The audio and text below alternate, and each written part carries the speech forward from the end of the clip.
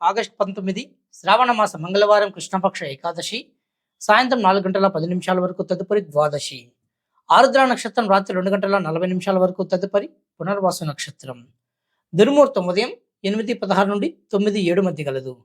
మంగళవారం ఆరుద్ర నక్షత్రం చరయోగం ధ్రువార్త శ్రవణము, పునర్వాసు స్థిరయోగం కార్యసిద్ధి కనుక రాత్రి 2:40 తర్వాత ప్రయాణాలు అనుకూలం. హనుమంతుడిని ఎంత పూజించినా రాముణ్ణి పూజించకపోతే ఆయనకు బాధ కలుగుతుంది.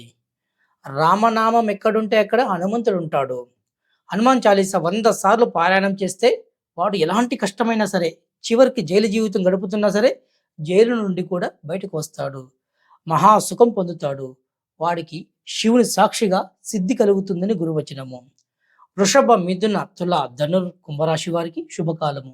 ఉద్యోగ ప్రయత్నాలు, వ్యాపార విస్తరణలు, నూతన వ్యాపారాలు శుభ ఫలితాలు కలుగజేస్తుంది. వీరు వెంకటేశ్వర స్వామి దర్శనం మరింత శుభప్రదం.